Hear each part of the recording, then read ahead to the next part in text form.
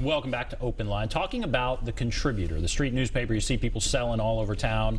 Happy to have with us the Executive Director, Brady Banks. Several calls. We'll just go back to the phones. Let's go to Angela. Hello, Angela. Yes. Go right ahead.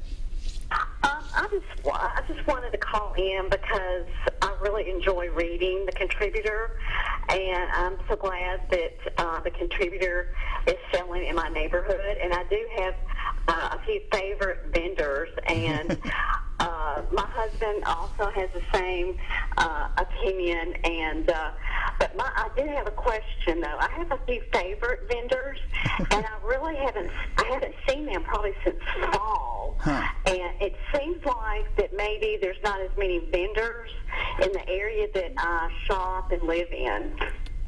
What area is that? Do you want to say? Rivergate area. Okay. Rivergate area. Yeah, Dickerson Road. There's a Walmart there on Dickerson Road across from the hospital. Okay.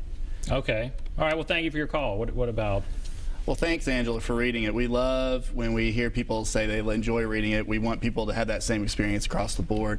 And in terms of your question about vendors that you used to have a relationship with and may not be there, sometimes we see some of our vendors move on. We actually had a story not too long ago where one of our vendors who sold on Harding Road and right there at the corner of Bowling, some of the folks in the neighborhood who saw him there every week kind of banded together, and they said, hey, would you be interested in doing certain kinds of work? And they found him a job that paid better than what he's making. So we see it as a step in the economic spectrum where they begin to build their businesses, and as their business has grown, they make more money, they learn some of the soft skills that come with sales, and then of course they build these relationships with people in the neighborhood, and then of course move into other employment. So we see that as a positive step. That goes along with our mission. And that usually is what happens when people don't show up at the corner anymore. Sometimes it's family issues, sometimes it's illnesses. Just depends on who the person is, honestly. You said earlier, top range would be $35,000 to $40,000. Top range. So how long are people staying? I mean, it seems like that would be a career, right, for many. Are people staying many, many years, or what's kind of the longevity? So we actually were crunching the numbers last night, and right now we have over 100 vendors who have been with us 3 years or longer. They are given that option to stay with us because we see this as a job.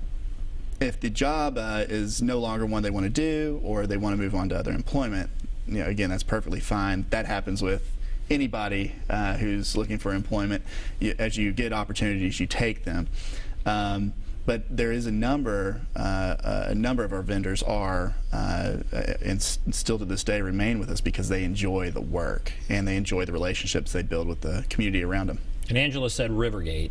Right. You're in Rivergate, mm-hmm. right? Is there a part of town where it's where you have fewer and it's more difficult maybe to get vendors, or where are there highs and lows when we look around the county? Well, what we've seen is, I think initially there was a burst. We had about 400 on average that were active vendors.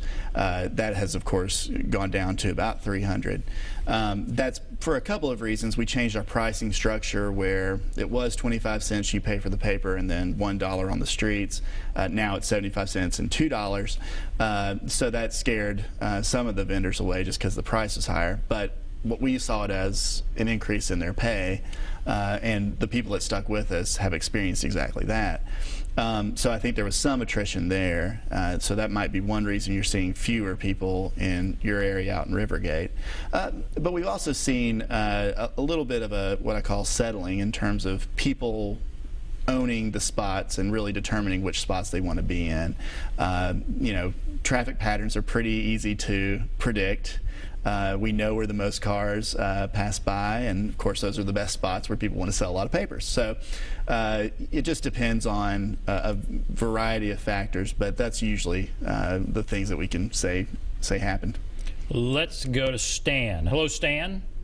Hi, how you doing, Ben? Great. Go right ahead. Listen, we need you to Nick Barris. He talks too much. Well, I'll tell him. You can tell him tomorrow morning. He'll be on tomorrow. No, Yeah, listen, swap the time slots with it. But let me get to the two questions, please. Okay. Number one, can they not expand into an area such as Cheatham County, Jolton area? Get two exits up here where I'm at, New Hope Road and, Jolton exit. They would be ideal places, for them. Yeah. And my second question, which is probably not good to ask over there, but do they have a problem with people trying to rob these poor people of their money? And I thank you gentlemen for time, and I thank Contributor and everything they do, because I always try to buy one. And I'm going to hang up so I can listen to you answer. Thank you, gentlemen. Stan, thank you for your call. What about expand? He's mentioning an area specifically in Cheatham County. What about expanding outside Davidson County? Sure. And thanks, Dan, for reading the paper. Again, we love hearing those stories of people making connections and seeking the paper out. In terms of expanding outside of Davidson County, what we found is the most hospitable area, of course, is right here in the heart of Davidson County. We have had some difficulties with some of the surrounding municipalities, Brentwood being an example, Goodlettsville's another. And what we found is with Davidson County being a consolidated government, the ordinances are favorable to our business model.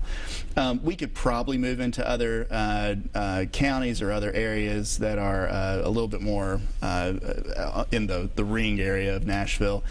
What we found is it's very hard to get transportation out there. And so that's really a big concern for our vendors, who most of them rely on some form of public transportation to get around.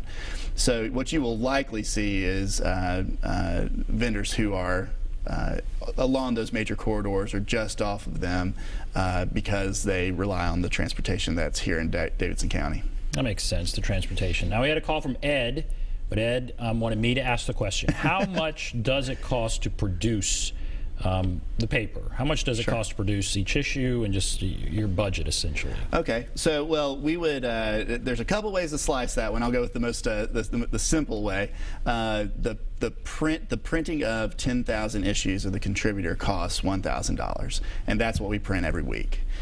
So we spend $1,000 every week putting the paper together and getting it printed. Of course, we have other costs that come along with distribution, other costs that come along with paying for freelancers to do writing, to do creative layout of the paper. There's other operational costs that come along with what we do, and we're also a nonprofit, so we are raising money, and then we have our community outreach effort and advertising. So there's a number of things going on all at once, but when it gets down to just the purest form of, how much does the paper cost? It's $1,000 for a weekly edition to get put out on the streets. And you mentioned Brentwood. Mm-hmm. They banned the Contributor. Essentially. Are you fighting back on that? Where does that stand? Where are you going to go with that? Well, that happened a while back now. We have not sought to be agitators in any way, shape, or form. Primarily because we think that we can still get the paper sold to people who want to buy it in Brentwood as they come into work from Williamson County or right there on the Davidson County line. We still feel like the people who want to be a part of what we do will seek out the opportunity to do just that. So we don't necessarily think it's critical that we operate in Brentwood. It'd be great if they would open their doors and say, welcome the Contributor again. And that's okay. I mean, sometimes you win battles, sometimes you lose them. We lost that one. We've moved on, and we continue to work the model the best way we possibly can to have a good operating business here in Nashville. Do other cities have something like this? How unique an operation is this? If we went to Chicago, or how many other cities have something like this? 150 other cities do. Well, there you go. So we, roughly, the International Network of Street Papers is a network that we're a part of. In the United States, there's about 30 to 40 papers that are operating, and Outside of the United States, there's a number more, and they're actually very popular in Europe. So we have a number of papers that operate there. We're not unique in the sense of the idea and how it works. We are unique in the sense that we are per capita the largest in the world. So the number that we print, the number that we sell is larger than anyone else in the world if you were to take our population here in Nashville and divide it by our circulation. Well, that's impressive. So we like to tout that one. And what's interesting to us is we feel like we have so much more room to grow. You know, Seattle, of course, would beg to differ. They say, well, we're just the biggest, but they also have 1.5 million more people than we do. So that's the difference there.